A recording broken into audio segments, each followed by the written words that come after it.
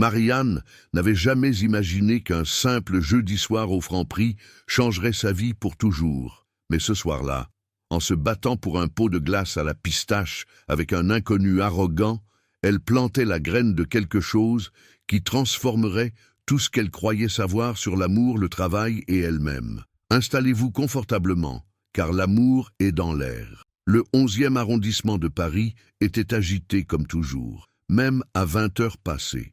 Les terrasses des cafés débordaient de conversations animées. Le métro crachait son flot incessant de passagers fatigués, et Marianne Costa traînait les pieds sur le trottoir avec une seule pensée en tête: rentrer chez elle, prendre une douche brûlante et s'effondrer sur son canapé avec quelque chose de sucré qui lui ferait oublier les 15 heures de travail qu'elle venait d'enchaîner. À 28 ans, Marianne était le genre de femme que les gens remarquaient sans savoir pourquoi. Ce n'était pas une beauté spectaculaire, pas le genre qu'on voit dans les magazines, mais il y avait quelque chose dans ses yeux couleur miel qui s'animait quand elle parlait de son travail. Dans la façon dont ses cheveux châtains ondulés s'échappaient toujours de son chignon hâtivement attaché dans cette fossette au menton qui se creusait quand elle était contrariée ou quand elle riait vraiment. Ce soir, elle portait encore sa tenue de travail, un tailleur noir qui avait l'air impeccable le matin, mais qui maintenant semblait aussi épuisé qu'elle. Coordinatrice marketing digital chez Pulse Creative, une agence boutique réputée dans le secteur, Marianne avait bâti sa réputation sur le perfectionnisme et l'efficacité. Elle était celle qu'on appelait quand un client exigeant voulait des résultats impossibles dans des délais ridicules. Elle était celle qui restait jusqu'à minuit pour peaufiner une présentation que personne d'autre ne regarderait d'aussi près.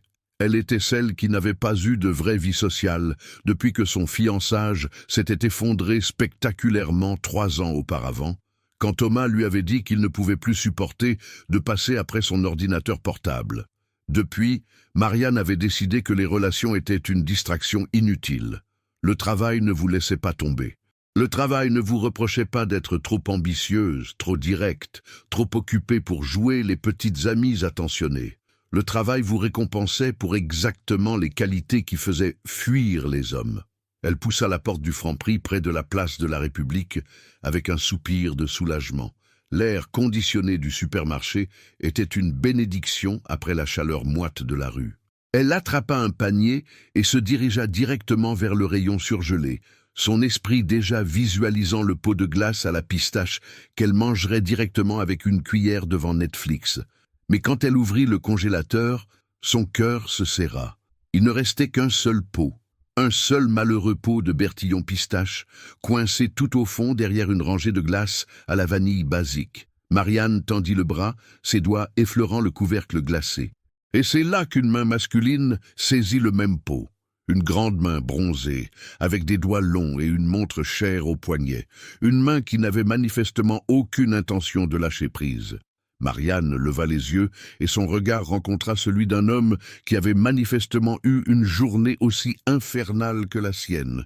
Il portait un costume gris anthracite dont la veste était jetée négligemment sur son épaule, la cravate avait disparu et les 2 premiers boutons de sa chemise blanche étaient ouverts. Ses cheveux noirs étaient légèrement en désordre, comme s'il y avait passé les mains toute la journée, et une barbe de 3 jours ombrageait sa mâchoire forte. Mais c'étaient ses yeux qui la frappèrent le plus, des yeux sombres, presque noirs, qui la regardaient avec un mélange d'épuisement et de détermination. « Je l'ai vu en premier », dit Marianne, sa voix sortant plus sèche qu'elle ne l'aurait voulu tout en tirant le pot vers elle. L'homme haussa un sourcil, un sourire narquois jouant au coin de ses lèvres. « Regarder n'est pas la même chose que prendre, mademoiselle », répondit-il avec une voix grave et légèrement rauque, tirant le pot dans sa direction. Le sang de Marianne se mit à bouillir. Après 15 heures à gérer des clients impossibles et une présentation catastrophique, tout ce qu'elle voulait était ce foutu pot de glace. Elle n'allait certainement pas le laisser à un inconnu arrogant qui pensait avoir plus de droits qu'elle. « Lâchez ça !» siffla-t-elle, ses doigts se resserrant sur le plastique froid. « Vous d'abord !» rétorqua-t-il, et ce sourire s'élargit, révélant des dents blanches parfaites qui ne firent qu'augmenter son irritation. « Vous êtes sérieux en ce moment ? Marianne tira plus fort, sentant le pot glisser légèrement de sa prise. C'est absolument pathétique. Un homme adulte qui se bat pour de la glace? Vous aussi, vous vous battez pour de la glace, fit-il remarquer, son ton terriblement calme et amusé. Mais apparemment, quand c'est vous, c'est justifié. C'est différent. Comment ça? Marianne ouvrit la bouche puis la referma, cherchant un argument logique et ne trouvant que de la frustration pure. Parce que j'étais là en premier. Vraiment? Il inclina la tête, ses yeux sombres parcourant son visage avec une intensité troublante. Parce que de mon point de vue, nous avons tous les deux tendu la main exactement au même moment. Oh, bien sûr, la parole d'un homme contre celle d'une femme, cracha Marianne, sachant qu'elle jouait une carte injuste mais s'en fichant complètement. Typique. Vous pensez probablement que vous avez plus de droit sur cette glace juste parce que vous avez un chromosome Xin? L'homme cligna des yeux, clairement surpris par l'escalade. Waouh! D'accord. Nous passons directement aux accusations de sexisme pour un pot de glace à la pistache? Si la chaussure vous va, répliqua-t-elle, sentant ses joues chauffer, mais incapable de s'arrêter maintenant. Il la regarda pendant un long moment, puis, à sa grande surprise, il éclata de rire. Un vrai rire profond et riche, qui résonna dans l'allée des surgelés et fit se retourner quelques autres clients. « Vous êtes incroyable, dit-il, secouant la tête, ses yeux brillants d'un amusement qui rendit Marianne encore plus furieuse.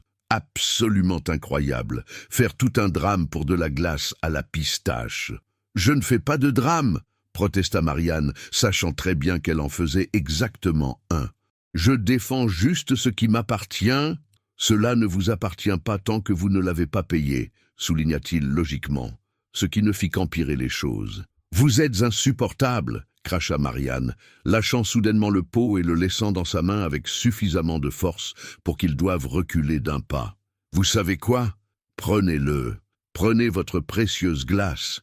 J'espère qu'elle vous rendra aussi amère que vous l'êtes déjà. » Elle tourna les talons, son panier vide se balançant à son bras, marchant vers la sortie avec toute la dignité qu'elle pouvait rassembler. « Hé !»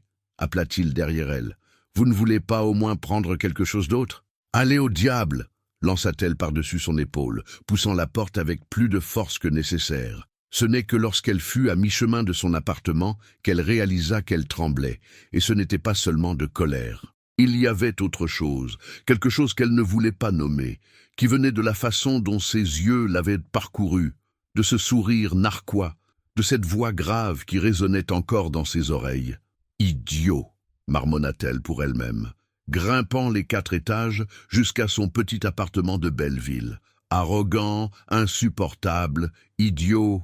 Mais cette nuit-là, allongée dans son lit, fixant le plafond, elle ne pouvait pas s'empêcher de revoir ses yeux sombres, ce sourire moqueur. Et cela l'énervait encore plus. Le week-end passa dans un brouillard de lessive, de nettoyage et de travail rattrapé que Marianne avait ramené chez elle. Le lundi matin arriva trop vite, comme toujours, et elle se retrouva dans le métro bondé de la ligne 9, pressée contre la porte, essayant de ne pas renverser son café sur le costume d'un homme d'affaires, au visage renfrogné. Quand elle poussa les portes de verre de Pulse Creative à 9h moins 5, l'agence bourdonnait déjà d'activité. L'open space était baigné de lumière naturelle venant des grandes fenêtres donnant sur la rue, les bureaux blancs épurés étaient déjà encombrés d'écrans et de tasses de café, et le mur du fond était couvert de tableaux blancs remplis de campagnes en cours. « Marianne !» Chloé, sa meilleure amie et responsable des médias sociaux, fonça vers elle avec 2 expressos dans les mains. « Dieu merci, tu es là. Écoute, tu as entendu les nouvelles. »« Quelles nouvelles ?» demanda Marianne, acceptant le café avec gratitude et prenant une gorgée brûlante. « Le nouveau directeur créatif arrive aujourd'hui, » chuchota Chloé, ses yeux verts brillants d'excitation. « Apparemment, il vient de DDB. Tu sais, l'agence qui a fait cette campagne de Renault l'année dernière ?» Marianne haussa les épaules, peu impressionnée. « Super. Un autre type qui pense tout savoir et qui va changer des processus qui fonctionnent parfaitement. Tu es tellement cynique, rit Chloé en secouant ses boucles rousses. Il paraît qu'il est jeune, genre dans la trentaine. Et Laurent de la Conta a dit qu'il était vraiment... Vraiment quoi? Chloé mordit sa lèvre inférieure, un sourire espiègle jouant sur ses lèvres. Vraiment beau, génial, marmonna Marianne. se dirigeant vers son bureau. Parce que c'est exactement ce dont nous avons besoin, un directeur créatif qui compte sur son physique au lieu de son talent. Tu ne peux pas savoir s'il a du talent ou non avant de l'avoir rencontré, fit remarquer Chloé raisonnablement, suivant Marianne jusqu'à sa station de travail. Fais-moi confiance, je connais ce type d'homme, dit Marianne avec amertume, allumant son ordinateur. Ils arrivent avec leurs grandes idées, bouleversent tout, se prennent le mérite du travail de tout le monde, puis partent pour un poste encore plus prestigieux, laissant le reste d'entre nous ramasser les morceaux. Chloé ouvrit la bouche pour répondre, mais la voix d'Émilie, l'assistante de direction, résonna dans tout l'open space. Tout le monde, réunion générale dans la salle de conférence dans 5 minutes. Le nouveau directeur créatif veut se présenter. Un murmure d'excitation parcourut le bureau. Marianne soupira, enregistrant rapidement le fichier sur lequel elle travaillait et attrapant son carnet. Elle détestait ces réunions de présentation, ces moments où un nouveau responsable venait faire un discours motivant creux sur le travail d'équipe et l'innovation. La salle de conférence était déjà presque pleine quand elle y entra. Les 15 membres de l'équipe créative étaient rassemblés autour de la grande table en bois clair, certains assis, d'autres debout, contre les murs vitrés. Marianne choisit une chaise près du fond, croisant les bras et se préparant mentalement à une heure d'ennui corporatif. Laurent Beaumont, le CEO de Pulse Creative, se tenait à l'avant de la salle, son sourire habituel de vendeur fermement en place. Bon, maintenant que tout le monde est là, je suis ravi de vous présenter notre nouveau directeur créatif. Il vient de chez DDB, où il a dirigé certaines de leurs campagnes les plus réussies. Veuillez accueillir Raphaël Mendes. La porte s'ouvrit, et le monde de Marianne s'arrêta. Parce qu'entrant dans la salle avec une démarche confiante, vêtu d'un costume bleu marine impeccablement coupé qui mettait en valeur ses larges épaules, se tenait l'homme du supermarché. L'homme qui s'était battu avec elle pour de la glace à la pistache, l'homme qu'elle avait traité d'insupportable et envoyé au diable, son nouveau chef. Marianne sentit le sang quitter son visage, puis revenir en force, faisant brûler ses joues. Son estomac se noua en un nœud serré. Ses mains, posées sur la table, commencèrent à trembler légèrement et elle dut les cacher sur ses genoux. Non, non, non, non, non, non. Les yeux de Raphaël balayèrent la salle, s'arrêtant sur chaque visage avec ce qui semblait être une attention sincère. Et puis, ils la trouvèrent. Ses yeux rencontrèrent les siens à travers la table, et elle vit le moment exact où il la reconnut. Ce maudit sourire en coin s'élargit lentement, transformant son expression professionnelle en quelque chose de beaucoup plus amusé. « Bonjour à tous !» dit-il, sa voix grave et confiante remplissant la pièce exactement comme elle avait rempli l'allée des surgelés. « Je suis ravi de finalement vous rencontrer tous, officiellement. » Le dernier mot était chargé de sens, ses yeux ne quittant jamais Marianne pendant une seconde supplémentaire avant de se déplacer vers le reste de l'équipe. Marianne voulait mourir, ou disparaître, ou peut-être ouvrir la fenêtre et sauter dans la rue en contrebas.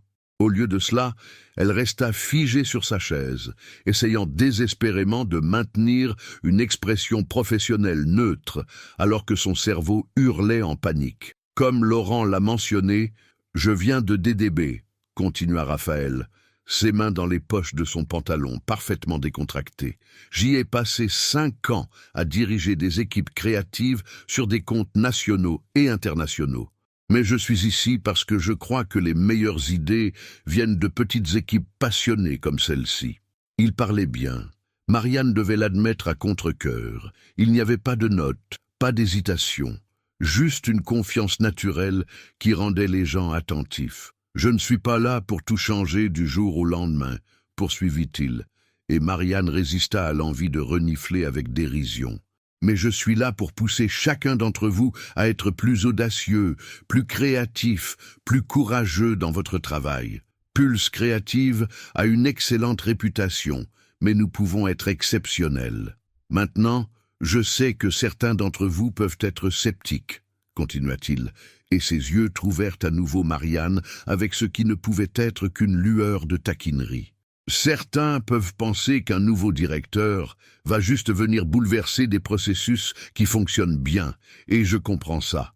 Le changement est inconfortable. Marianne sentit son visage chauffer encore plus. Était-il en train de parler directement d'elle? Mais j'espère que vous me donnerez une chance de prouver que je suis ici pour vous soutenir, pas pour vous combattre, dit-il, son regard s'adoucissant légèrement. Je crois aux débats, aux opinions fortes, aux gens qui défendent leurs idées, tant que nous gardons tous à l'esprit que nous sommes du même côté. Il sourit alors, ce sourire facile et désarmant qui avait probablement charmé des dizaines de clients. Ah, et une dernière chose, j'adore la glace à la pistache, alors si quelqu'un sait où trouver la meilleure de Paris, je suis preneur de recommandations. Quelques rires polis parcoururent la salle. Personne ne comprit la blague privée, sauf 2 personnes. Marianne le fixa, les lèvres serrées, les mains agrippant ses genoux sous la table assez fort pour que ses jointures blanchissent. Il venait vraiment de faire ça?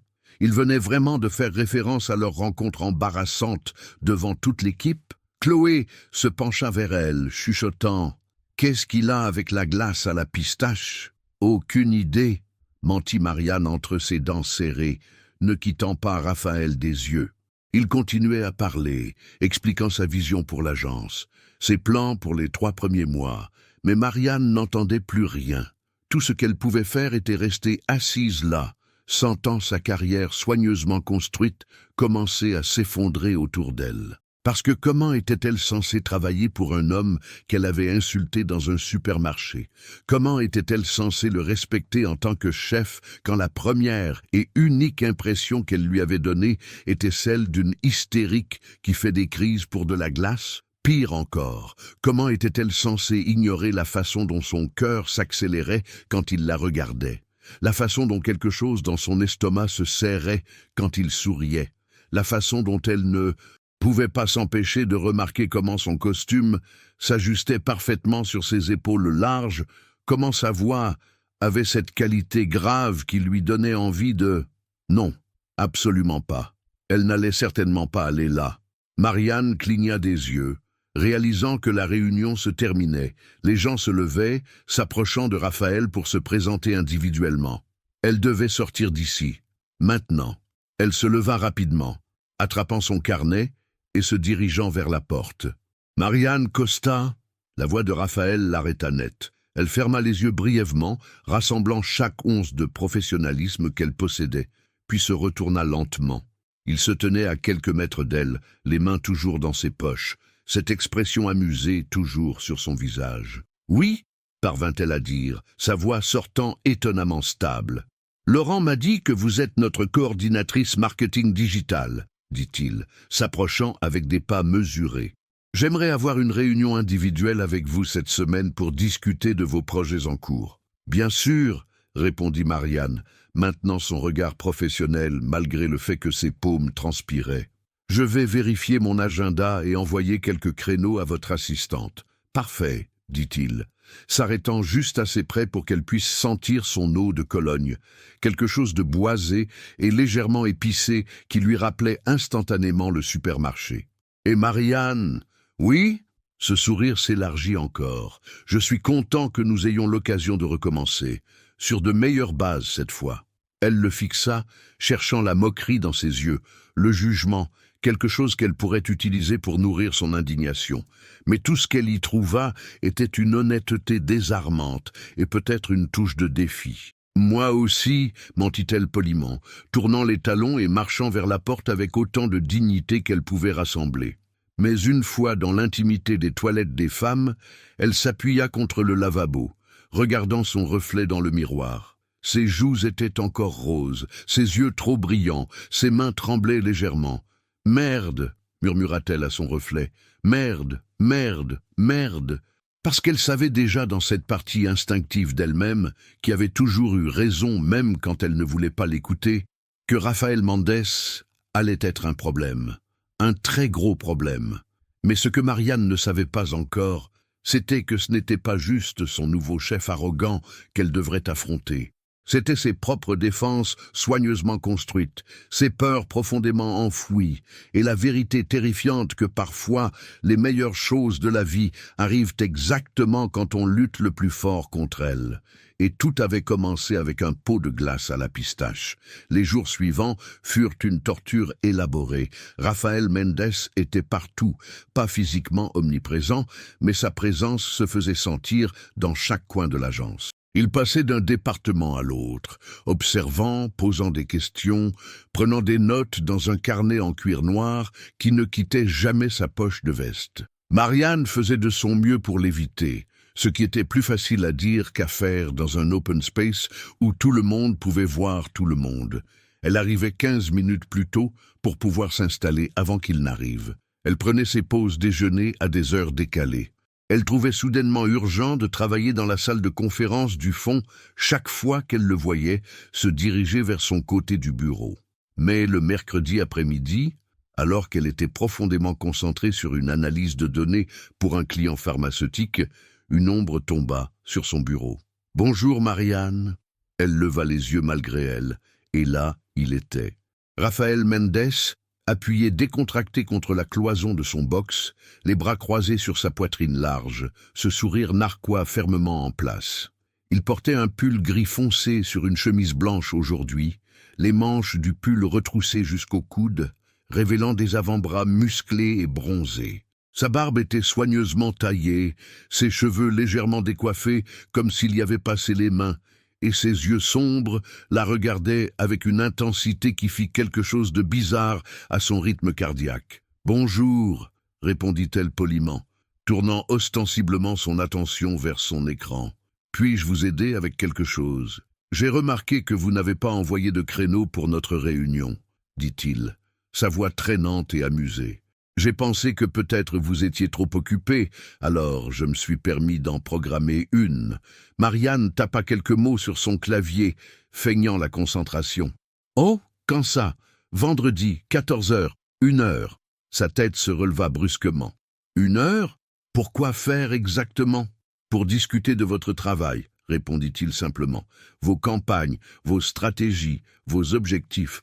Le genre de choses qu'un directeur créatif est censé connaître sur ses coordinateurs. « Je peux vous envoyer un rapport, » offrit-elle rapidement. « Cela vous ferait gagner du temps. »« Je ne veux pas un rapport, » dit Raphaël, se penchant légèrement vers elle, ses mains attrapant le bord de son bureau. « Je veux une conversation, en personne, vous et moi dans mon bureau pendant 1h. » Le cœur de Marianne battait maintenant à un rythme alarmant.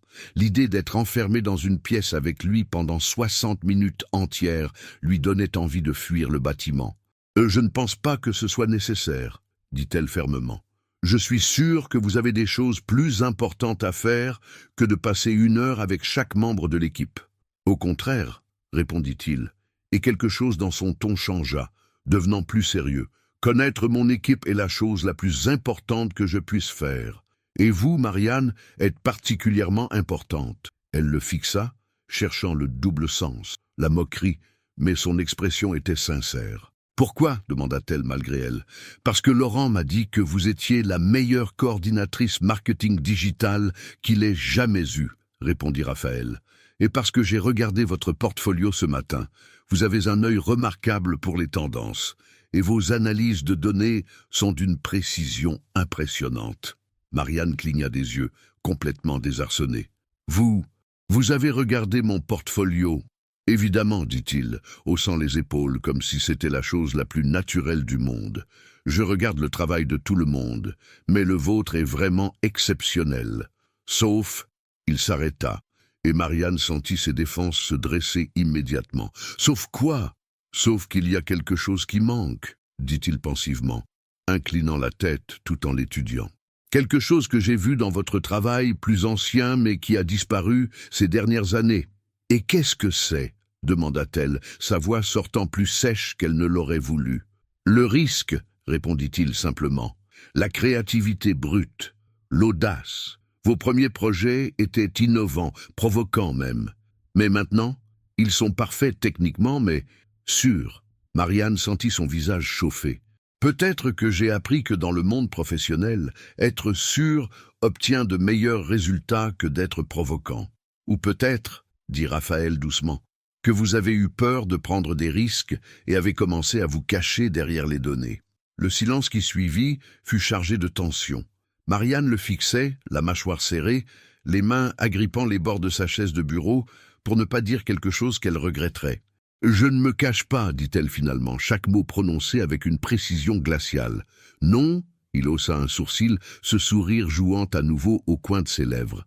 Alors prouvez-le. Vendredi, 14 heures.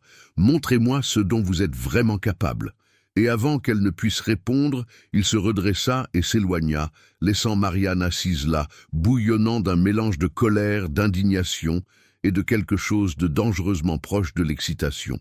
Chloé apparut à côté d'elle une seconde après le départ de Raphaël, ses yeux verts écarquillés. « Dis-moi tout.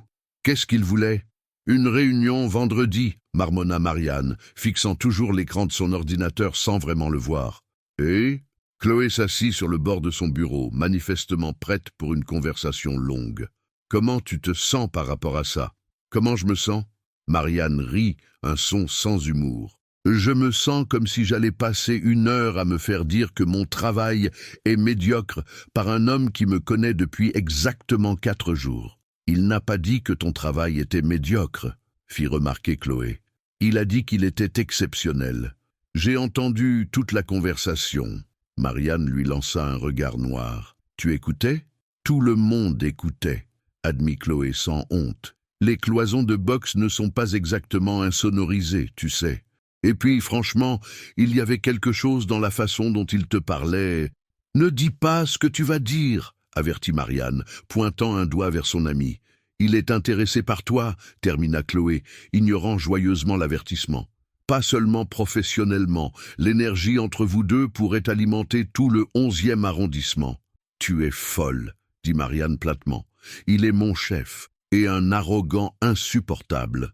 Un arrogant insupportable qui a passé du temps à étudier ton portfolio et qui veut une réunion d'1 heure juste avec toi, » souligna Chloé. « Tu sais combien de temps il a passé avec les autres coordonnateurs ? 30 minutes. Tops. » Le cœur de Marianne fit quelque chose d'idiot dans sa poitrine. « Comment tu sais ça ?»« Émilie me l'a dit, » dit Chloé avec un sourire satisfait. « Elle gère son calendrier. Tu es la seule à avoir 1 heure complète. C'est probablement parce que le marketing digital est une priorité, » rationalisa Marianne, même si une partie d'elle se demandait. « Rien à voir avec moi personnellement. »« Continue de te dire ça, » dit Chloé, glissant du bureau. « Mais vendredi, quand tu seras enfermé dans son bureau pendant 1 heure, fais attention à la façon dont il te regarde. »« Je ne vais certainement pas faire attention à ça, » protesta Marianne. Mais alors que Chloé s'éloignait en riant, Marianne ne put s'empêcher de jeter un coup d'œil à travers l'open space vers le bureau vitré de Raphaël au fond. Il était au téléphone, penché sur son ordinateur, complètement concentré sur sa conversation. Puis, comme s'il sentait son regard, il leva les yeux. Leurs yeux se croisèrent à travers 50 mètres de bureau et de gens, et il sourit. Un sourire lent, délibéré, qui disait clairement qu'il savait exactement qu'elle l'avait observé. Marianne détourna rapidement le regard, son visage en feu, son cœur battant la chamade. Vendredi ne pouvait pas arriver assez vite. Ou jamais. Elle ne savait pas vraiment laquelle des 2 options elle préférait. Les 2 jours suivants passèrent dans un brouillard de travail obsessionnel. Marianne se jeta dans ses projets avec une intensité féroce, déterminée à prouver que Raphaël avait tort. Elle n'était pas sûre par peur. Elle était stratégique, intelligente, professionnelle. Elle passa jeudi soir jusqu'à minuit à préparer une présentation pour leur réunion, compilant des données, des graphiques, des études de cas qui prouvaient l'efficacité de ses méthodes. Si Raphaël Mendes voulait voir de quoi elle était capable, elle allait lui montrer exactement à quel point elle était compétente. Vendredi matin, elle arriva au bureau avec une détermination froide. Elle portait son tailleur le plus strict, une jupe crayon noire et un chemisier blanc à manches longues, et avait attaché ses cheveux en un chignon serré et professionnel. Pas de maquillage, à part un peu de mascara et un rouge à lèvres nude. Rien qui puisse être interprété comme une tentative de séduction. Elle était une professionnelle. Cette réunion serait purement professionnelle. À 13h55, elle se tenait devant la porte du bureau de Raphaël, son ordinateur portable sous le bras, son cœur battant ridiculement fort. Elle prit une profonde inspiration, leva la main et frappa 2 coups fermes. « Entrez !» vint sa voix de l'intérieur. Marianne ouvrit la porte et entra dans ce qui serait probablement l'une des heures les plus inconfortables de sa vie professionnelle. Le bureau de Raphaël était étonnamment simple. Des murs blancs avec quelques affiches de campagne publicitaires emblématiques, un bureau en bois sombre avec un ordinateur Apple, 2 chaises modernes face au bureau et une table basse avec un canapé en cuir près de la fenêtre qui offrait une vue sur les toits du 11e arrondissement. Raphaël était debout près de la fenêtre, les mains dans les poches de son pantalon gris, regardant dehors. Il portait une chemise bleu foncé avec les manches retroussées. Pas de veste, et ses cheveux étaient légèrement plus en désordre que d'habitude, comme s'il y avait passé les mains plusieurs fois. « Assieds-toi », dit-il sans se retourner, sa voix décontractée. « Où tu veux, bureau ou canapé, c'est toi qui choisis. » Marianne choisit une des chaises face au bureau, posant son ordinateur sur ses genoux comme un bouclier. « Je préfère garder ça formel. » Il se retourna alors, et quelque chose dans son expression, amusement mêlé de quelque chose de plus doux, la fit se sentir stupide pour sa déclaration défensive. « Formel donc », dit-il, s'installant derrière son bureau avec une grâce fluide. « Bien. Alors, commençons par le commencement. Parle-moi de ton parcours. »« C'est dans mon CV, » répondit Marianne, ouvrant son ordinateur pour éviter de le regarder directement. « Je veux l'entendre de toi, » insista-t-il, se penchant légèrement en avant, ses avant-bras sur le bureau. « Les CV ne racontent pas vraiment l'histoire complète, n'est-ce pas ?» Marianne hésita, puis commença à réciter les faits basiques. Son diplôme en marketing digital de Sciences Po, son premier poste dans une petite start-up, son passage chez Havas avant d'arriver chez Pulse Creative il y a 3 ans. « Et pourquoi Pulse ?» interrompit Raphaël. « Tu aurais pu rester chez Havas, monter en grade dans une grosse structure. Pourquoi une agence boutique ? » « Parce que je voulais plus de contrôle créatif, » répondit-elle automatiquement, puis s'arrêta, réalisant que ce n'était pas toute la vérité. « Vraiment ?» Il pencha la tête, ses yeux sombres la scrutant avec cette intensité perturbante. « Ou parce que tu voulais moins de pression, moins de risques ?»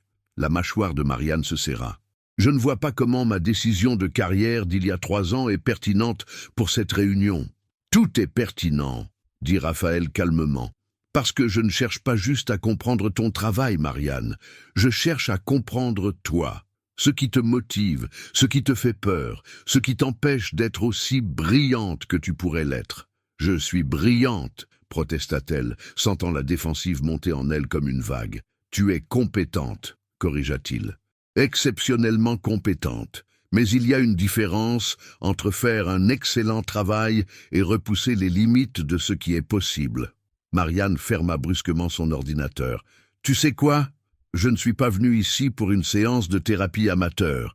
Si tu as des problèmes avec mon travail, dis-le clairement. Sinon, j'ai des choses à faire. »« Je n'ai aucun problème avec ton travail, » dit Raphaël, et sa voix s'adoucit légèrement. « J'ai un problème avec le fait que tu te limites. Et je pense que tu sais exactement pourquoi tu le fais. » Le silence qui suivit fut tendu. Marianne pouvait sentir son cœur battre dans ses oreilles, sa respiration devenir légèrement irrégulière.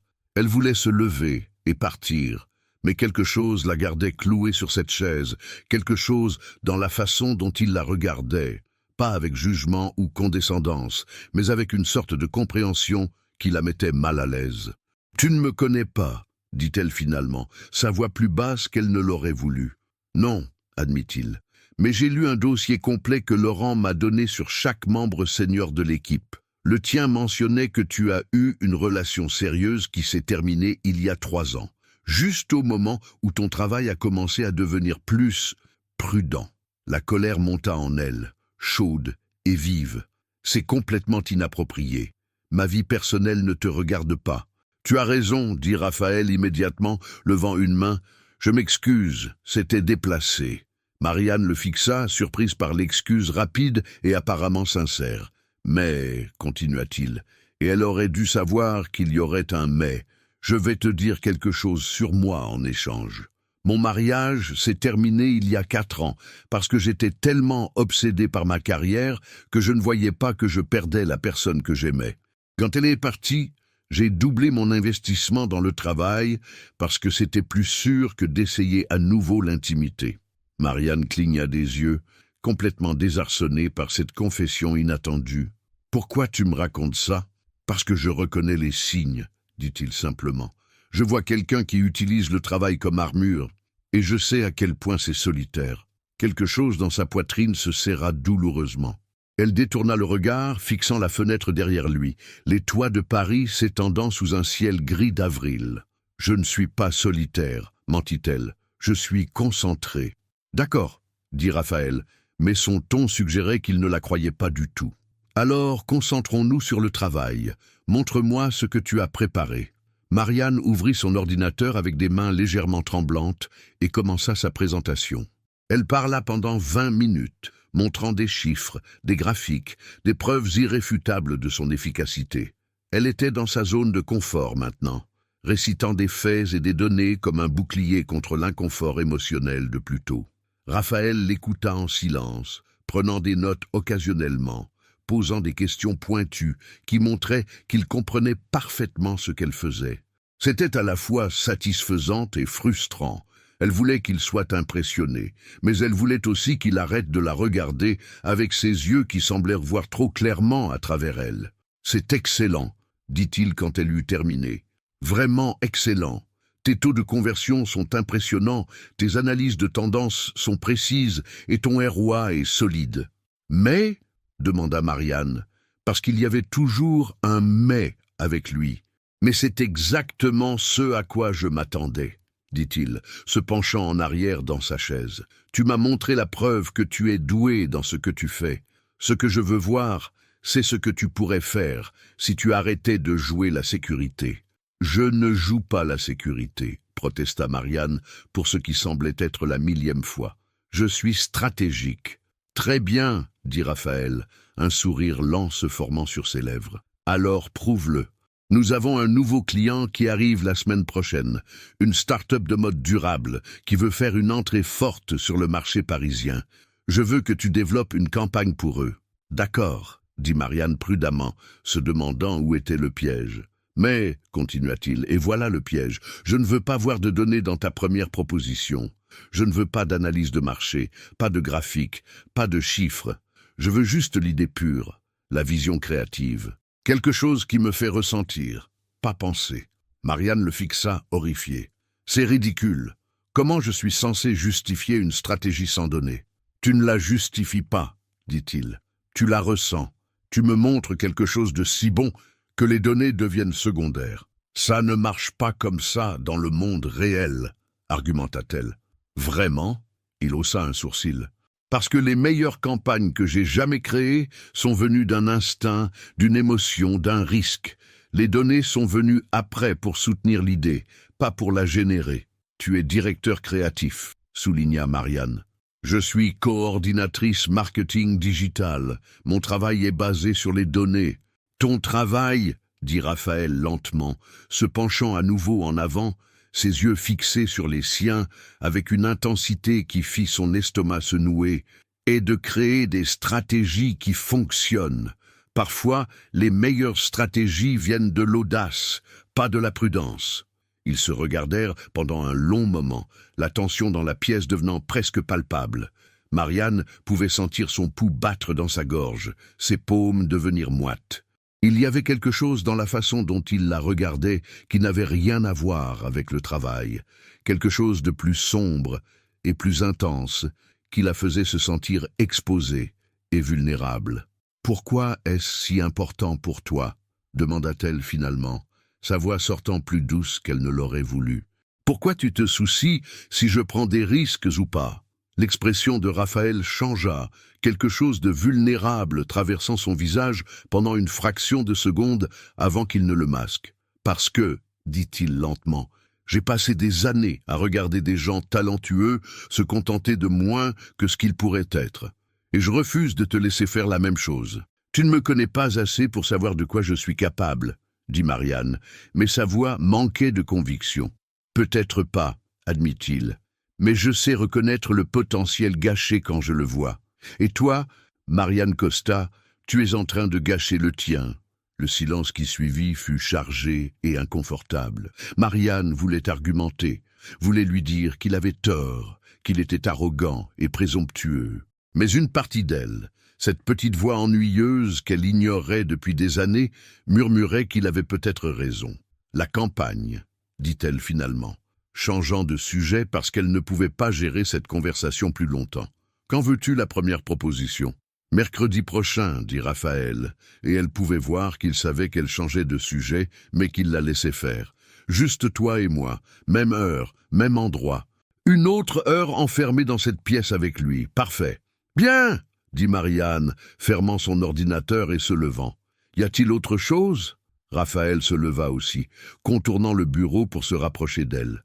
Il s'arrêta à une distance professionnelle, mais qui semblait quand même trop proche, assez proche pour qu'elle puisse voir les paillettes dorées dans ses yeux sombres, assez proche pour sentir à nouveau cette eau de Cologne boisée qui lui rappelait le supermarché et la glace à la pistache et le début de tout ce chaos. « Oui, dit-il doucement, une dernière chose. »« Quoi ?» demanda-t-elle, levant les yeux vers lui, son cœur battant ridiculement fort. « Je suis désolé, dit-il. » Et elle cligna des yeux, surprise, pour le supermarché, pour avoir été exactement le genre d'homme arrogant que tu pensais que j'étais. Tu avais raison, j'étais insupportable. Marianne ne s'attendait pas à ça, pas à des excuses sincères, pas à cette vulnérabilité dans ses yeux. D'accord, parvint-elle à dire. Moi aussi, je suis désolé aussi. J'ai peut-être légèrement exagéré. Légèrement ? Il sourit, ce sourire en coin qui faisait des choses idiotes à son pouls. Tu m'as envoyé en enfer. Tu le méritais, dit-elle, mais il y avait une touche d'humour dans sa voix maintenant. Probablement, admit-il en riant. Mais pour ce que ça vaut, je suis content que nous ayons eu cette rencontre, même si c'était pour les mauvaises raisons. Pourquoi ? Demanda Marianne malgré elle. Il la regarda pendant un long moment. Quelque chose d'indéchiffrable dans ses yeux. Parce que si nous nous étions rencontrés différemment, tu ne m'aurais jamais montré qui tu es vraiment. Cette femme qui se bat pour ce qu'elle veut, qui n'a pas peur de tenir tête à quelqu'un, qui a du feu en elle-même si elle essaie de le cacher. Le cœur de Marianne fit quelque chose de complètement ridicule dans sa poitrine. Ses joues devinrent chaudes et elle dut détourner le regard avant de faire quelque chose de stupide. « Je dois y aller, dit-elle rapidement, se dirigeant vers la porte. J'ai du travail. »« Marianne, appela-t-il, et elle s'arrêta, la main sur la poignée de la porte, mais ne se retourna pas. Montre-moi le feu la semaine prochaine. Pas les données, le feu. » Elle ne répondit pas, se contentant d'ouvrir la porte et de sortir, fermant derrière elle avec un clic doux. Une fois dans la sécurité des toilettes, elle s'appuya contre le lavabo et regarda son reflet. Ses joues étaient roses, ses yeux trop brillants, sa respiration inégale. « Merde !» murmura-t-elle à son reflet pour la deuxième fois en une semaine. « Merde, merde, merde !» Parce que quelque part entre l'irritation et l'indignation, quelque chose avait changé.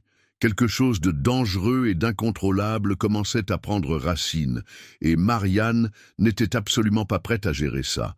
Mais le problème avec les choses dangereuses, c'est qu'elles ne demandent pas la permission. Elles arrivent, elles s'installent et elles changent tout. Et Raphaël Mendes était en train de changer tout ce que Marianne pensait savoir sur elle-même. Le week-end passa dans un brouillard de café trop fort et de nuits trop courtes.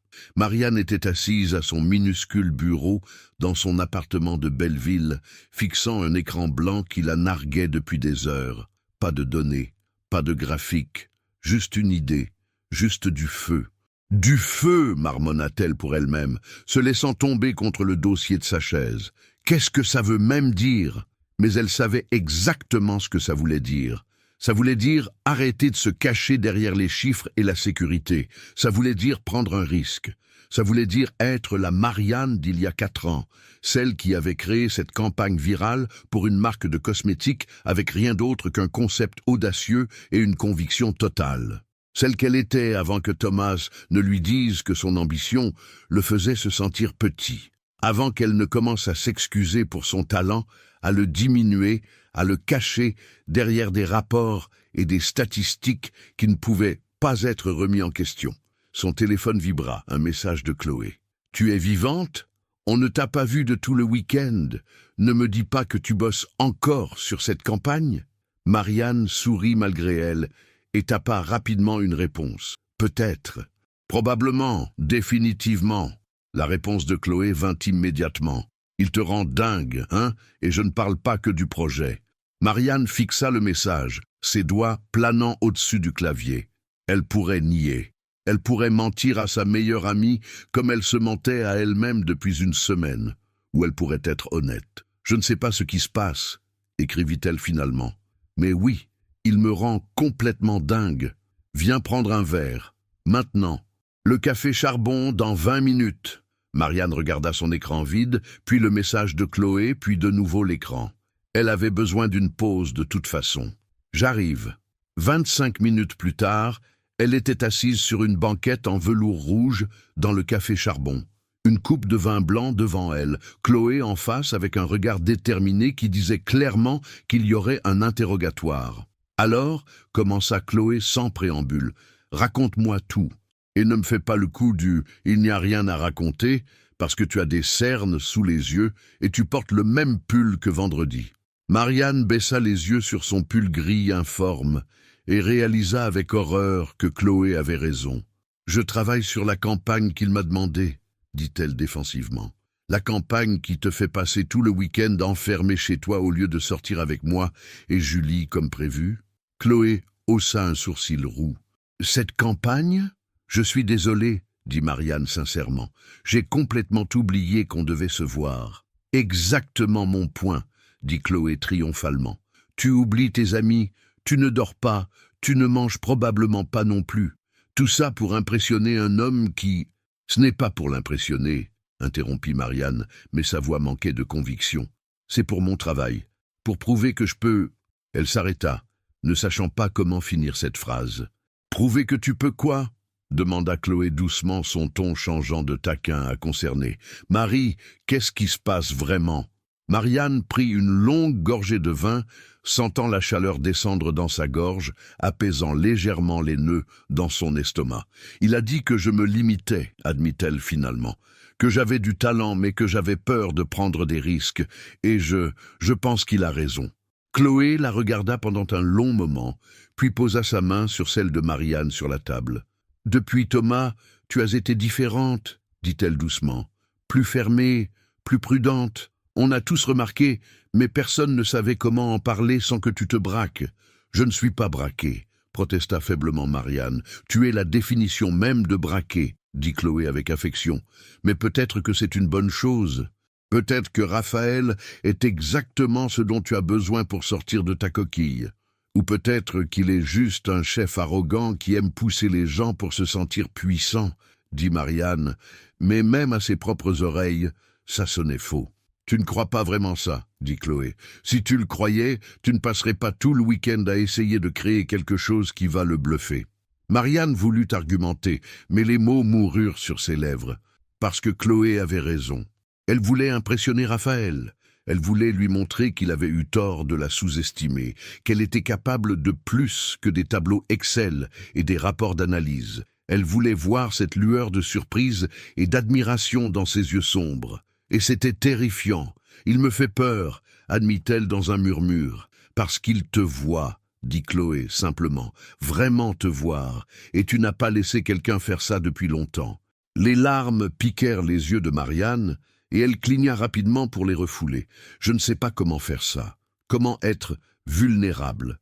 Comment faire confiance à quelqu'un avec qui je travaille. Comment ne pas tout gâcher. »« Tu ne vas rien gâcher, » assura Chloé. « Mais tu dois arrêter d'avoir si peur. Prends le risque, Marie. Avec la campagne, et peut-être avec lui aussi. » Marianne rentra chez elle ce soir-là, avec la tête plus claire et le cœur plus léger. Elle s'assit à son bureau, ouvrit un nouveau document, et cette fois, les mots vinrent. Pas de données, pas de chiffres, juste une vision. Une campagne audacieuse, provocante, qui utilisait les toits de Paris comme toile. Des mannequins en vêtements durables photographiés sur les toits emblématiques entre ciel et ville, nature et urbanité. Le slogan « Élévation ». Un jeu de mots sur l'élévation physique et l'élévation de conscience environnementale. C'était risqué, c'était cher. C'était exactement le genre de choses qu'elle aurait écarté il y a 1 an comme trop ambitieuse. Mais c'était du feu. Elle travailla toute la nuit, créant des moodboards, esquissant des concepts visuels, écrivant le copy qui accompagnerait chaque image. Quand le soleil se leva sur Belleville, elle avait quelque chose qui la faisait vibrer pour la première fois depuis des années. Lundi et mardi passèrent dans un flou. Marianne affina sa présentation, changeant des détails, questionnant chaque choix, puis revenant à sa vision originale. Elle dormit à peine, vécut de café et de tartines, et ignora les regards inquiets de Chloé au bureau. Mercredi arriva trop vite, et pas assez vite en même temps. À 13h55, Marianne se tenait à nouveau devant la porte du bureau de Raphaël, son ordinateur sous le bras, son cœur battant un rythme frénétique. Cette fois, elle portait une robe noire simple et des bottes avaient laissé ses cheveux détachés en vagues naturelles. Pas pour lui, pour elle. Parce que l'armure du tailleur strict ne l'aiderait pas aujourd'hui. Elle frappa. « Entre !» vint sa voix. Marianne poussa la porte et entra. Raphaël était debout près de la fenêtre comme la dernière fois, mais aujourd'hui il se retourna immédiatement, et quelque chose dans son expression changea quand il la vit. « Bonjour !» dit-il, et était-ce son imagination ou sa voix était-elle légèrement plus rauque que d'habitude? « Bonjour !» répondit-elle, s'installant dans la même chaise que la semaine dernière. Raphaël vint s'asseoir derrière son bureau, mais au lieu de se pencher en arrière décontracté, il se pencha en avant, les mains jointes, ses yeux fixés sur elle avec une intensité qui fit quelque chose de bizarre à sa respiration. « Tu es prête ?» demanda-t-il. « Je pense », dit Marianne, ouvrant son ordinateur avec des mains qui tremblaient légèrement. « Mais avant de commencer, je veux dire quelque chose. » Il haussa un sourcil, mais hocha la tête. « Je t'écoute. Tu avais raison, » dit-elle, les mots sortant dans un souffle. « À propos de moi, de mon travail, de la façon dont je me cachais derrière les données.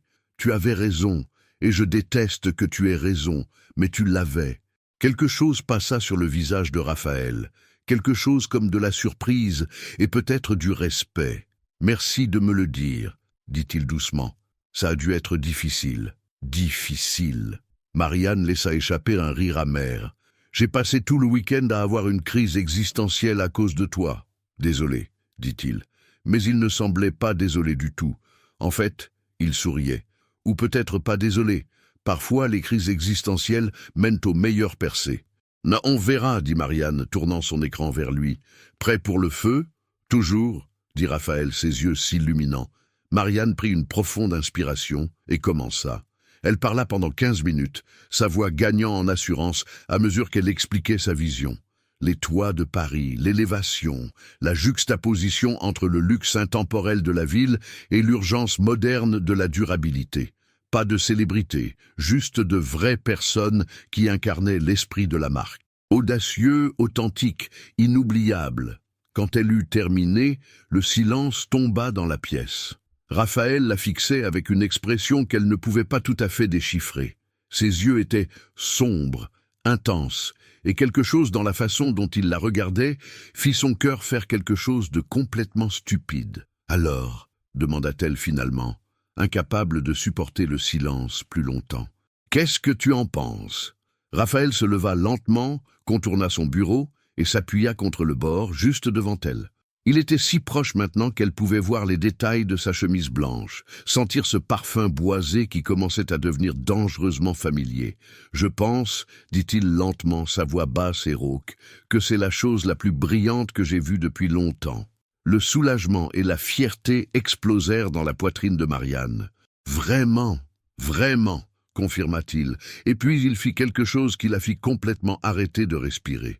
Il tendit la main et attrapa doucement son menton, la forçant à lever les yeux vers lui. « Tu vois, c'est ça, c'est le feu dont je parlais. Pourquoi est-ce que tu le cachais ?»« J'avais peur, » chuchota Marianne, incapable de détourner le regard, même si chaque instinct lui criait de mettre de la distance entre eux. « De quoi ?» demanda-t-il, son pouce caressant doucement sa mâchoire, dans un geste qui n'avait absolument rien de professionnel. D'échouer, de ne pas être assez bonne, de... Elle s'arrêta, son cœur battant si fort qu'elle était sûre qu'il pouvait l'entendre. De quoi d'autre, pressa-t-il, se penchant légèrement plus près, ses yeux cherchant les siens. De ça, murmura-t-elle, de toi, de ce qui se passe entre nous. Le silence qui suivit fut chargé d'électricité. Raphaël la regardait avec une intensité qui la brûlait, son pouce continuant ses caresses légères sur sa peau qui la rendait folle. « Qu'est-ce qui se passe entre nous, Marianne ?» demanda-t-il doucement, bien qu'ils sachent tous les deux la réponse. « Je ne sais pas, mentit-elle, sa voix tremblante. Je ne devrais rien ressentir. Tu es mon chef. C'est complètement inapproprié et... Et si je démissionnais ?» l'interrompit-il, et elle cligna des yeux, choquée. « Quoi ?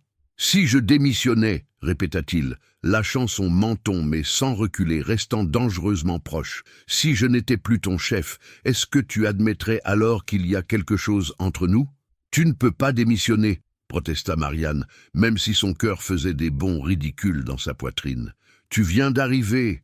Et pourquoi ? Pour une possibilité avec quelqu'un que tu connais à peine. »« Je te connais, » dit Raphaël avec conviction. « Peut-être pas tous les détails, pas encore, mais je connais les choses importantes. Je sais que tu es brillante et têtue et que tu as peur de laisser les gens voir à quel point tu es extraordinaire. Je sais que tu mords ta lèvre quand tu réfléchis et que tu tortilles une mèche de cheveux quand tu es nerveuse. Je sais que tu bois ton café noir avec exactement 2 sucres et que tu ris rarement, mais que quand tu le fais, c'est le plus beau son du monde. » Marianne sentit des larmes piquer ses yeux. « Raphaël, je ne vais pas démissionner, » dit-il, un sourire triste traversant son visage. « Pas encore, en tout cas. Mais je voulais que tu saches que je le ferais. Si c'était la seule barrière entre nous, je le ferais sans hésiter. »« Pourquoi ?» chuchota-t-elle. « Pourquoi tu te soucierais autant de quelqu'un que tu viens de rencontrer ?» Il rit doucement, passant une main dans ses cheveux, dans ce geste qu'elle commençait à reconnaître comme un signe de frustration ou de vulnérabilité. « Tu veux la vérité ?» demanda-t-il. « Toujours. Parce que cette nuit au supermarché, quand tu m'as envoyé au diable pour un pot de glace, tu étais la chose la plus rafraîchissante que j'avais vue depuis des années, admit-il. Authentique, passionné, sans filtre. Et puis quand je suis arrivé ici et que j'ai réalisé que c'était toi, j'ai su que j'étais foutu. » Le cœur de Marianne battait si fort maintenant qu'elle pouvait à peine respirer. « Raphaël, on ne peut pas. »« Je sais, » l'interrompit-il. « Crois-moi, je sais tous les arguments. La hiérarchie, le professionnalisme, les risques, je me les suis répétés 1 million de fois ces 2 dernières semaines. Mais ça ne change rien à ce que je ressens. »« Et qu'est-ce que tu ressens ?» demanda Marianne, même si elle avait peur de la réponse. Raphaël la regarda pendant un long moment, quelque chose de vulnérable et de féroce dans ses yeux sombres. « Que je veux te connaître, » dit-il simplement. « Vraiment te connaître. Pas juste la coordinatrice marketing talentueuse, mais la femme qui se bat pour la glace à la pistache. La femme qui travaille jusqu'à l'aube parce qu'elle refuse d'échouer.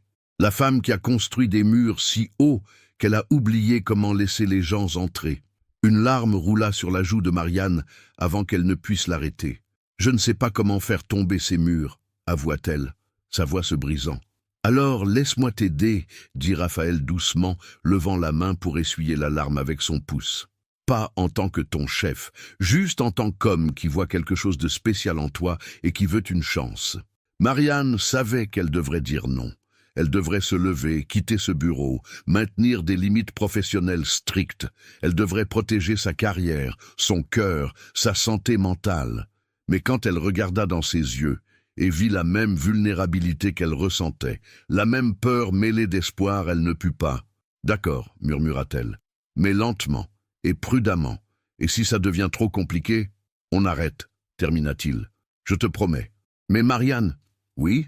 Je ne pense pas que ça deviendra trop compliqué, » dit-il avec ce sourire en coin qui faisait fondre quelque chose en elle. « Je pense que ça deviendra juste.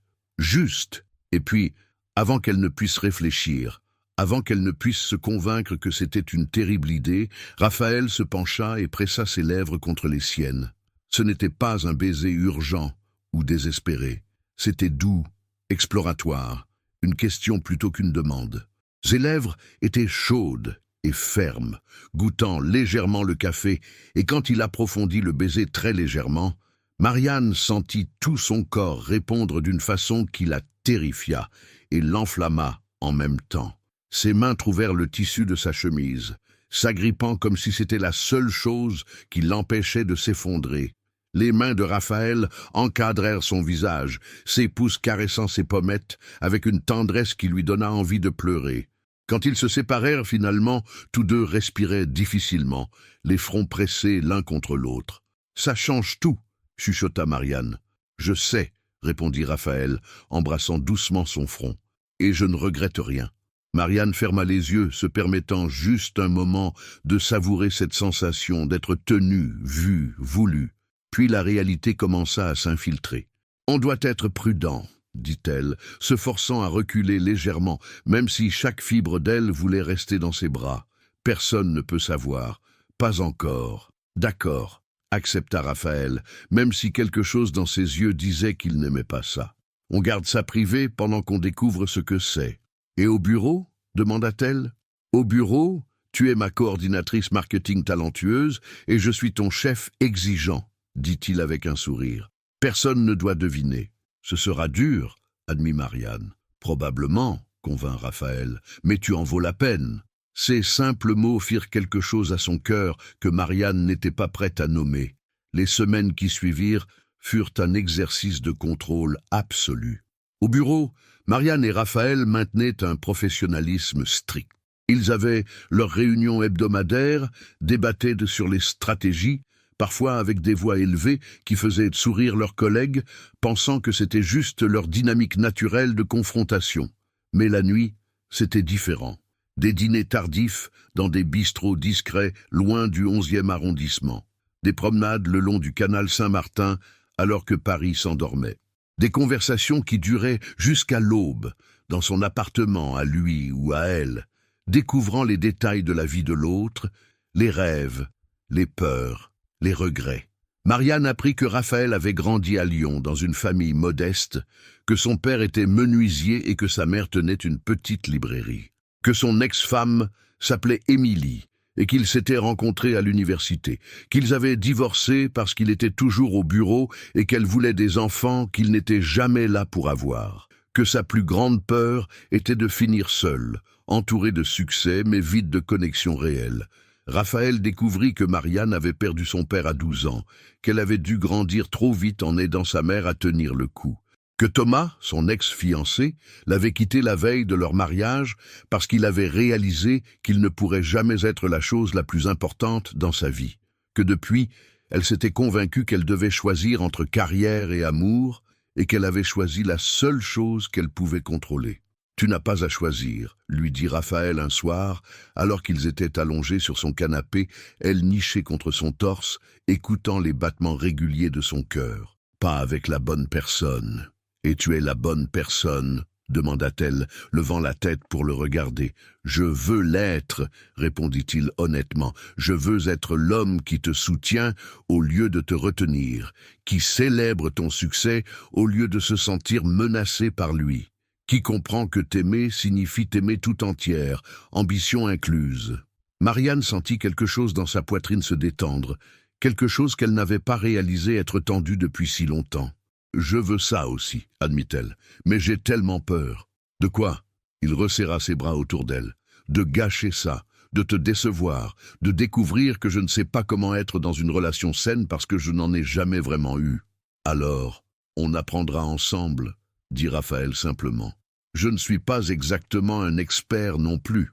Mon mariage s'est effondré parce que je ne savais pas comment équilibrer travail et vie personnelle. Mais avec toi, je veux essayer. Je veux faire les choses différemment. » Et ils le faisaient. Ils le faisaient tous les deux.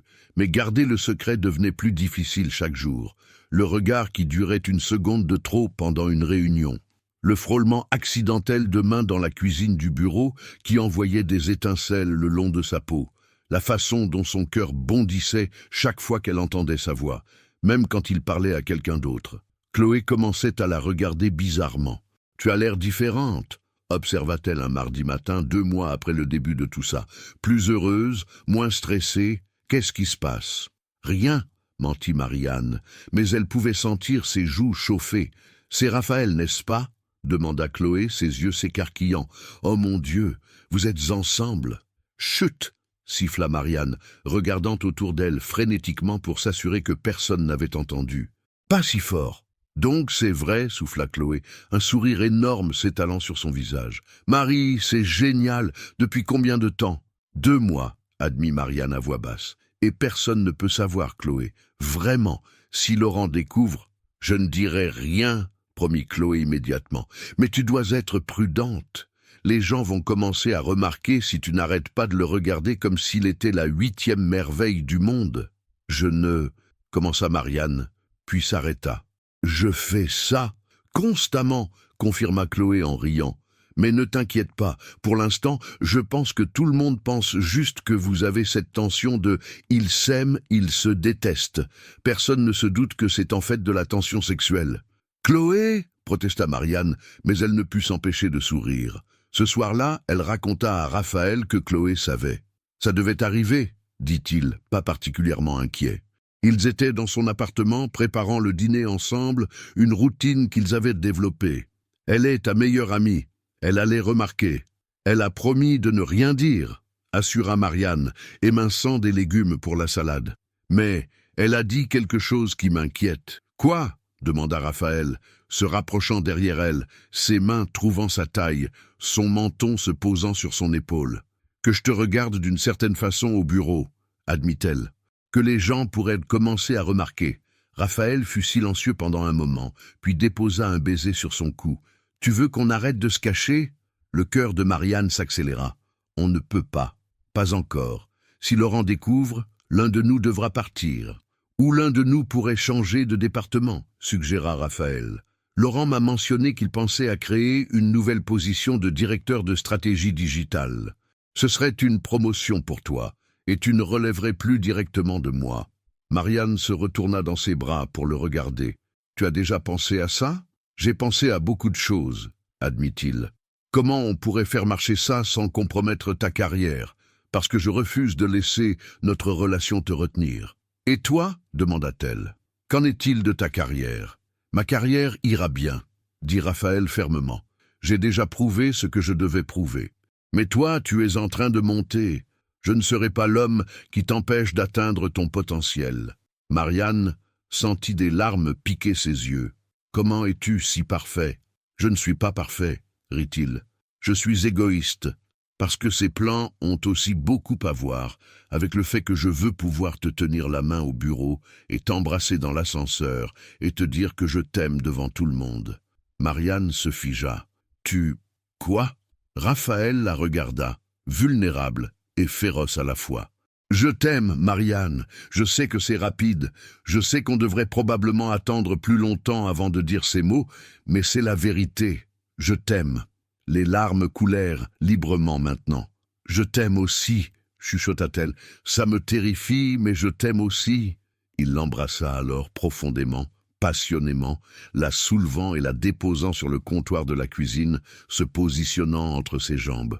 Le dîner fut oublié pendant que les baisers s'intensifiaient, les mains explorant, les vêtements commençant à se déplacer. « Chambre » murmura Marianne contre ses lèvres. « Oui » convint-il, la soulevant à nouveau et la portant jusqu'à sa chambre, où ils se montrèrent exactement à quel point ils s'aimaient jusqu'à ce que Paris s'éveille autour d'eux. Mais l'univers a une façon cruelle de tester les choses bonnes. Et pour Marianne et Raphaël, ce test vint sous la forme d'une décision de la maison mère de Pulse Creative. Un audit, une révision complète de toutes les politiques d'entreprise, y compris les relations entre employés. Laurent les convoqua tous les deux dans son bureau un lundi matin, son expression grave. « Je vais être direct, » dit-il, regardant entre Raphaël et Marianne. « L'audit a révélé votre relation. » Le cœur de Marianne s'arrêta.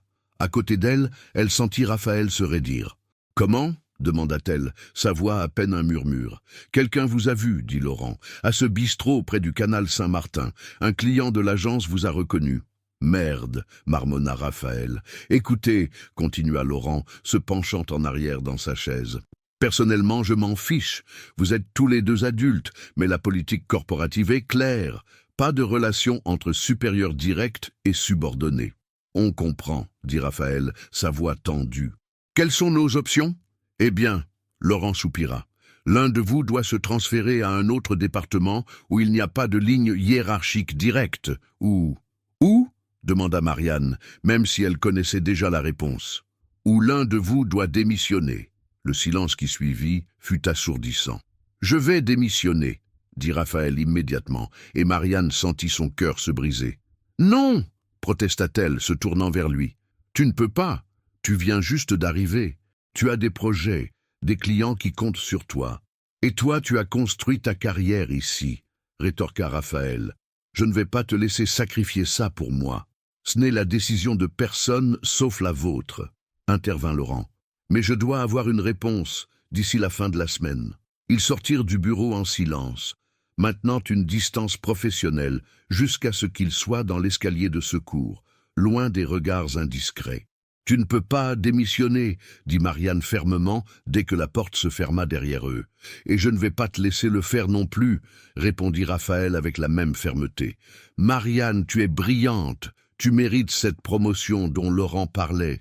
Tu mérites de monter aussi haut que tu peux aller. Et toi, demanda-t-elle, sentant les larmes brûler ses yeux.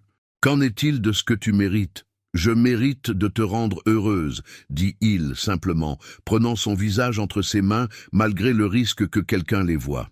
Et si ça signifie partir, alors je pars. Non, dit Marianne, les larmes coulant maintenant librement. Il doit y avoir une autre solution. Mais alors qu'ils se tenaient là, dans la cage d'escalier froide, tous deux savaient que les options étaient limitées. Cette nuit-là, dans l'appartement de Marianne, ils eurent leur première vraie dispute. « Je ne vais pas te laisser abandonner ta carrière pour moi », dit Marianne, faisant les 100 pas dans son petit salon. « C'est exactement ce que Thomas voulait que je fasse, choisir entre ma carrière et lui. Je ne vais pas te faire la même chose. Ce n'est pas pareil, » argumenta Raphaël, assis sur le canapé, les coudes sur les genoux, l'air épuisé. « Je ne te demande pas de choisir. Je fais un choix pour nous deux. Un choix que je n'ai pas demandé, » éleva-t-elle la voix, se tournant vers lui. « Tu penses que je peux juste continuer à travailler chez Pulse, à te croiser dans des réunions avec des clients, à savoir que tu as tout abandonné pour moi. Tu penses que ça ne me détruirait pas. Alors qu'est-ce que tu veux que je fasse ?» demanda-t-il, se levant, la frustration évidente dans sa voix. « Rester et te regarder partir, te regarder renoncer à tout ce que tu as construit? Je veux qu'on trouve une solution où personne ne se sacrifie, » cria Marianne, sentant la panique monter dans sa poitrine. « Je veux que ça ne soit pas si compliqué. »« Mais ça l'est, » cria Raphaël en retour. « C'est compliqué et difficile, et parfois l'amour demande des sacrifices. » Le silence qui suivit fut chargé de douleur et de frustration. Marianne se laissa tomber sur le canapé, enfouissant son visage dans ses mains. « Je ne peux pas faire ça, » murmura-t-elle. « Je ne peux pas être la raison pour laquelle tu perds ta carrière. » Raphaël s'assit à côté d'elle, passant un bras autour de ses épaules. « Et je ne peux pas être la raison pour laquelle tu perds la tienne. » Ils restèrent assis comme ça pendant un long moment, le poids de la situation pesant lourdement sur eux. « Peut-être qu'on devrait juste... »« Arrêtez !» dit Marianne finalement, les mots lui arrachant le cœur. « Peut-être que c'est un signe que ce n'était pas censé être. » Raphaël se raidit à côté d'elle. « Tu ne penses pas vraiment ça. »« Je ne sais pas ce que je pense, » admit-elle, se tournant pour le regarder, ses yeux rouges et gonflés. « Tout ce que je sais, c'est que je t'aime et que je ne veux pas que tu me haïsses dans 5 ans parce que tu as abandonné ta carrière pour moi. »« Je ne pourrai jamais te haïr, » dit Raphaël fermement, prenant son visage entre ses mains. « Jamais. Marianne, écoute-moi. J'ai déjà fait l'erreur de mettre ma carrière avant tout. J'ai perdu mon mariage à cause de ça. Je ne vais pas faire la même erreur 2 fois. »« Mais... non !» l'interrompit-il. « Laisse-moi finir. Oui, j'aime mon travail. Oui, c'était difficile d'arriver où je suis.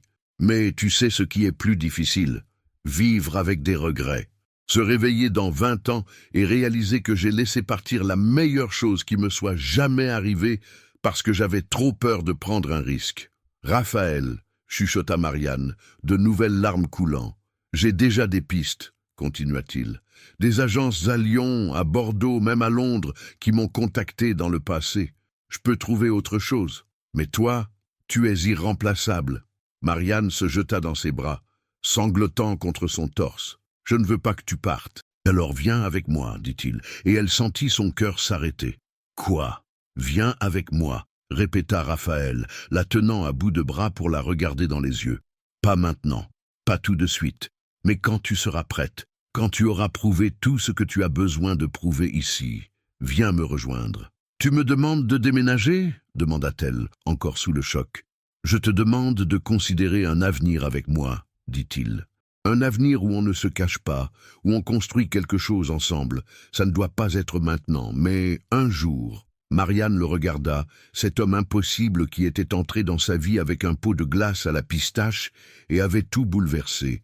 Cet homme qui était prêt à abandonner sa carrière pour elle, qui la voyait vraiment, qui l'aimait malgré tous ses murs et ses peurs. « D'accord, » murmura-t-elle, « pas maintenant, mais un jour. » Il l'embrassa alors, doucement, tendrement, une promesse scellée entre eux. La semaine suivante passa dans un brouillard de décisions difficiles. Raphaël trouva une position à Lyon, directeur créatif dans une agence montante qui faisait un travail innovant. Le salaire était bon, les opportunités étaient là. Laurent organisa une fête d'adieu. Tout le monde dans l'agence venu dire au revoir à l'homme qui, en seulement quelques mois, avait transformé leur façon de travailler. « Discours ! Discours !» scandait l'équipe, et Raphaël leva son verre de champagne. « Je ne suis pas doué pour les discours », commença-t-il avec ce sourire en coin qui faisait toujours battre le cœur de Marianne. « Mais je veux dire merci. Merci de m'avoir accueilli, de m'avoir challengé, de m'avoir montré qu'une petite équipe passionnée peut faire des choses extraordinaires. » Ses yeux trouvèrent Marianne à travers la pièce. Et merci de m'avoir appris que parfois, les meilleures choses arrivent quand on prend des risques, quand on ose être audacieux, quand on choisit ce qui compte vraiment. L'équipe applaudit, et Chloé serra la main de Marianne en soutien. Plus tard, quand la fête se dispersait, Marianne et Raphaël se retrouvèrent une dernière fois dans son bureau, maintenant vide. « C'est vraiment en train d'arriver » dit-elle, sa voix tremblante. « Oui » confirma-t-il, la tirant dans ses bras. « Mais ce n'est pas la fin, Marianne, c'est juste le début d'un nouveau chapitre. Lyon n'est qu'à 2 heures en train, dit-elle, s'accrochant à lui. « Exactement, dit-il, l'embrassant. Et je reviendrai chaque week-end si tu me laisses faire. »« Toujours, promit-elle. » Les mois suivants furent difficiles. La distance était dure, même avec les trains fréquents et les appels vidéo quotidiens. Marianne se jetait dans son travail, prouvant encore et encore qu'elle méritait sa place, que son succès n'avait rien à voir avec Raphaël, et elle excellait. Laurent lui offrit effectivement la nouvelle position de directrice de stratégie digitale, une promotion significative avec une équipe à elle. Elle lançait des campagnes audacieuses, prenait des risques créatifs, devenait la professionnelle qu'elle avait toujours eu le potentiel d'être. Mais les nuits étaient solitaires. Son appartement de Belleville se sentait vide sans Raphaël, et chaque fois qu'elle passait devant le Franprix où tout avait commencé, elle sentait une douleur aiguë de nostalgie. Ce fut pendant une de ces nuits solitaires, 6 mois après le départ de Raphaël, que Marianne prit une décision. Elle appela Chloé. « Je vais démissionner. »« Enfin !» s'exclama Chloé. « Il était temps. Tu ne vas pas essayer de me convaincre de rester ?» demanda Marianne, surprise. « Pourquoi je ferais ça ?» dit Chloé. « Marie, tu as prouvé tout ce que tu devais prouver. Tu as eu ta promotion, tu as dirigé des campagnes incroyables. Tout le monde sait que tu es brillante. Maintenant, va chercher ton bonheur. » Des larmes coulèrent sur les joues de Marianne. « Et si je gâche tout? Et si tu ne le fais pas ?» rétorqua Chloé. « Marie, cet homme t'aime. Il a abandonné sa carrière ici pour toi. Le moins que tu puisses faire est de lui donner une vraie chance. » Marianne sourit à travers ses larmes. « Tu as raison. »« Je sais, » dit Chloé avec affection. « Maintenant, va faire tes valises. » Marianne n'appela pas Raphaël pour lui dire. À la place, 2 semaines plus tard, après avoir donné son préavis et organisé son déménagement, elle prit le TGV pour Lyon. Elle avait son adresse, son appartement dans le quartier de la Croix-Rousse. Elle prit un taxi depuis la gare, son cœur battant de plus en plus fort à mesure qu'ils approchaient. Quand elle frappa à sa porte, un samedi après-midi ensoleillé, elle entendit ses pas à l'intérieur. La porte s'ouvrit et Raphaël se figea, ses yeux s'écarquillant de choc. « Marianne ?» Surprise, dit-elle, souriant nerveusement. « Je sais que j'aurais dû appeler, mais... » Elle n'eut pas le temps de finir. Raphaël la tira dans ses bras, la soulevant du sol, l'embrassant comme s'il ne l'avait pas vue depuis des années, au lieu de juste 2 semaines. « Qu'est-ce que tu fais ici ?» demanda-t-il quand ils se séparèrent, finalement, tous deux riant et pleurant en même temps. « Je déménage, » dit-elle simplement. « Si tu veux encore de moi. Si je veux encore de toi, » répéta-t-il, incrédule. « Marianne, je t'ai voulu depuis la première seconde où je t'ai vu te battre pour de la glace. Je te voudrais toujours. »« Bien, » dit-elle, souriant à travers ses larmes, « parce que j'ai déjà signé un bail pour un appartement ici. Et j'ai 3 entretiens la semaine prochaine avec des agences. » Et il l'embrassa à nouveau, la coupant, et elle se perdit dans la sensation d'être dans ses bras, d'être chez elle. « Je t'aime, » murmura-t-il contre ses lèvres. « Tellement. Je t'aime aussi. » répondit-elle, et cette fois je ne cours pas, je reste. Les 2 années suivantes furent les plus heureuses de la vie de Marianne. Elle trouva une position incroyable dans une agence lyonnaise innovante, continuant à construire sa carrière tout en construisant une vie avec Raphaël. Ils explorèrent Lyon ensemble, trouvant des bistrots cachés dans les traboules, se promenant le long de la Saône au coucher du soleil, créant de nouveaux souvenirs qui remplaçaient les douloureux. Ils se disputaient encore, bien sûr, tous deux trop têtus et passionnés pour ne pas se heurter parfois. Mais ils apprenaient à se battre sainement, à communiquer, à se choisir même quand c'était difficile. Et puis, un soir de printemps, exactement 3 ans après leur rencontre au supermarché, Raphaël l'emmena dans un endroit spécial. « Pourquoi on va au Franprix ?» demanda Marianne, confuse, alors qu'ils entraient dans le supermarché qu'ils fréquentaient maintenant régulièrement. « Tu verras, » dit Raphaël mystérieusement, la guidant vers le rayon des surgelés. Il ouvrit le congélateur et en sortit un pot de glace à la pistache Bertillon, le leur tendant avec un sourire. « Sérieusement ?» rit Marianne. « Tu me fais revivre notre première rencontre ?»« Pas exactement, » dit Raphaël. Et puis, là, au milieu du rayon des surgelés d'un supermarché de Lyon, il s'agenouilla. Le cœur de Marianne s'arrêta. « Marianne Costa » dit-il, sortant une petite boîte en velours de sa poche. « Il y a 3 ans, nous nous sommes battus pour ce pot de glace. Tu m'as envoyé en enfer, et j'ai pensé que tu étais la femme la plus frustrante et fascinante que j'avais jamais rencontrée. » Des larmes commençaient déjà à couler sur les joues de Marianne. « Depuis, tu as changé ma vie de toutes les façons possibles, » continua-t-il, ouvrant la boîte pour révéler un magnifique anneau de diamants. « Tu m'as appris ce que signifie vraiment aimer quelqu'un. Te battre pour quelqu'un, construire quelque chose avec quelqu'un. Alors je te pose la question, veux-tu te battre avec moi pour de la glace pour le reste de notre vie ?»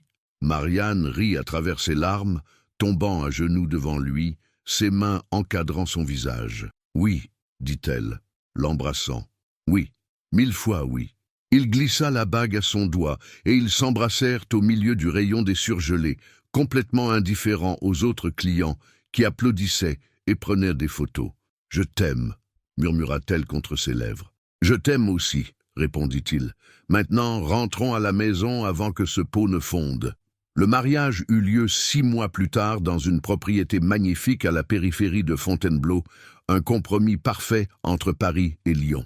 C'était une journée ensoleillée de septembre, l'air portant juste une touche de fraîcheur automnale. Marianne portait une robe de dentelle simple mais élégante, ses cheveux châtains tombant en vagues souples sur ses épaules, cette fossette au menton visible, alors qu'elle souriait en marchant vers Raphaël. Et lui, debout à l'autel dans son costume bleu marine impeccable, pleurait ouvertement alors qu'elle s'approchait, se fichant complètement de qui le voyait. « Tu es magnifique » murmura-t-il quand elle le rejoignit. « Tu pleures » taquina-t-elle doucement, essuyant une larme de sa joue. « Désolé » dit-il avec un sourire tremblant. « C'est juste que je n'arrive pas à croire que la femme qui m'a presque assommé avec une glace à la pistache va devenir ma femme. » « Presque assommé ?» Marianne haussa un sourcil. « Je t'ai totalement envoyé en enfer. »« C'est vrai » convint-il en riant, et j'y retournerai volontiers si ça signifie finir ici avec toi. Les vœux furent échangés à travers des rires et des larmes. Raphaël promit de toujours la challenger, de toujours la soutenir, de ne jamais la laisser se cacher derrière des données quand elle avait du feu à offrir. Marianne promit de continuer à se battre avec lui, de toujours choisir l'audace sur la sécurité, de construire une vie où ils pouvaient tous deux briller.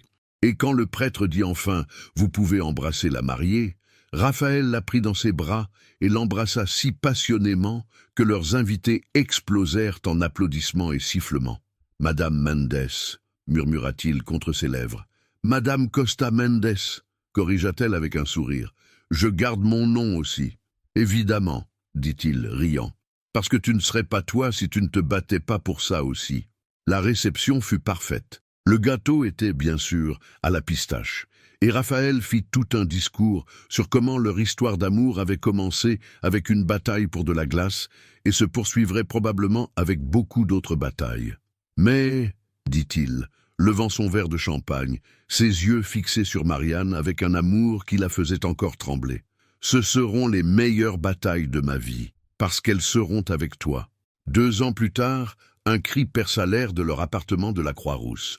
Marianne était allongée dans leur lit, épuisée et en sueur, tenant un petit paquet enveloppé dans une couverture bleue. « Il est parfait », murmura Raphaël, assis à côté d'elle, ses yeux remplis de larmes alors qu'ils regardaient leur fils. « Absolument parfait. »« Tu dis ça maintenant ?»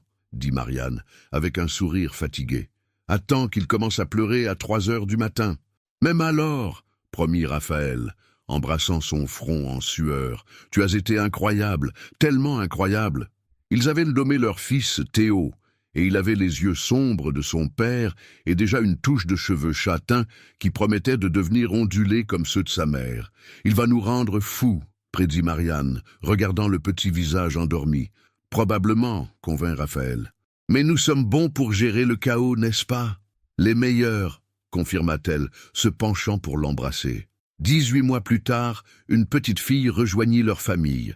Léa arrivait avec les yeux couleur miel de sa mère et le sourire en coin de son père. Et un dimanche après-midi ensoleillé, quand Théo avait 3 ans et Léa avait 1 an et demi, Raphaël et Marianne se retrouvèrent dans la cuisine, couverts de farine et de chocolat, les enfants aidant à faire des cookies.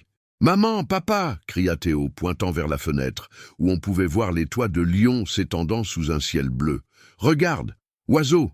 Marianne le souleva pour qu'il puisse mieux voir, et Léa tendit immédiatement ses petits bras, voulant aussi être portée.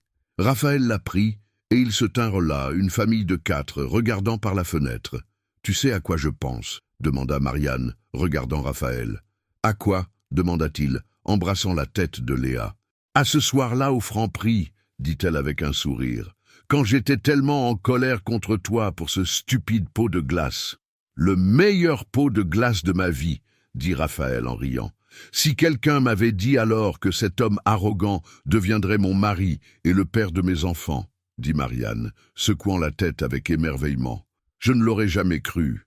Et si quelqu'un m'avait dit que la femme furieuse qui m'a envoyé en enfer deviendrait l'amour de ma vie, » ajouta Raphaël, « j'aurais probablement retourné me battre pour plus de glace, juste pour m'assurer de la revoir. » Ils rirent, et Théo, ne comprenant pas la blague mais aimant le son de ses parents heureux, rit aussi.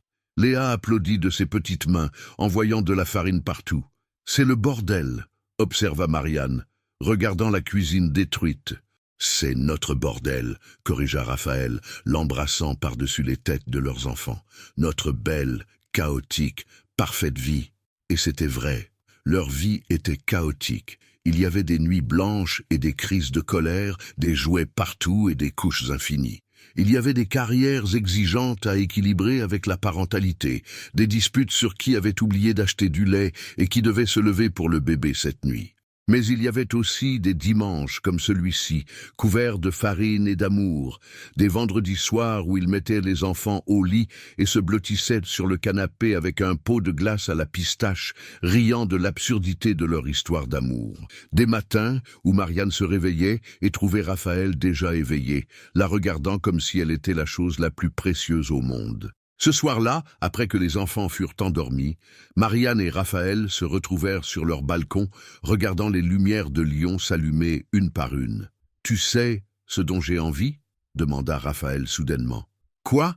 demanda Marianne, nichée contre son torse. « De glace à la pistache !» dit-il avec ce sourire en coin qu'elle aimait toujours autant. Vraiment, elle leva les yeux vers lui, amusée. « Après tout ce temps ?»« Toujours, confirma-t-il. C'est notre tradition, non? Notre façon de nous souvenir d'où on vient. Il y a un pot dans le congélateur, dit Marianne. Je l'ai acheté hier. Évidemment, tu l'as fait, dit Raphaël en riant, l'embrassant. Parce que tu es parfaite. Je ne suis pas parfaite, protesta Marianne. Je suis têtue et difficile et parfaite pour moi, l'interrompit-il. Exactement comme tu es. Ils rentrèrent à l'intérieur et Raphaël sortit le pot de glace. Comme toujours, ils se battirent pour la première cuillerée, riant et se chamaillant comme des enfants. « Je l'ai vu en premier, taquina Marianne. « Regarder n'est pas la même chose que prendre, » répondit Raphaël, utilisant les mêmes mots de cette nuit fatidique, il y a toutes ces années.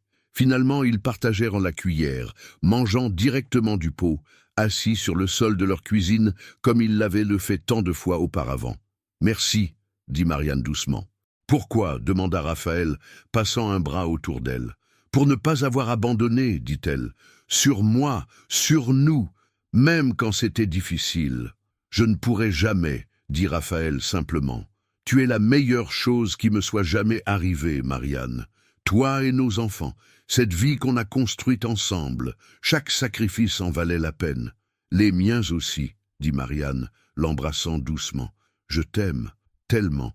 Je t'aime aussi, murmura-t-il, toujours. Et ainsi, dans leur cuisine de Lyon, partageant un pot de glace à la pistache, Marianne et Raphaël célébrèrent silencieusement le chemin qui les avait amenés là.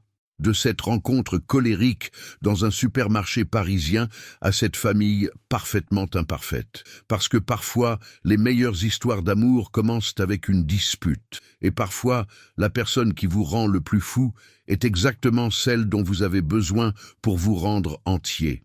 Et tout avait commencé avec un pot de glace à la pistache. Et ainsi se termine cette histoire. Si vous avez aimé, abonnez-vous, laissez un like et partagez avec ceux qui aiment les romances. Quel a été le moment qui vous a le plus ému? Dites-le moi dans les commentaires. J'adore nos interactions ici. Merci pour votre temps. Que Dieu vous bénisse et à bientôt.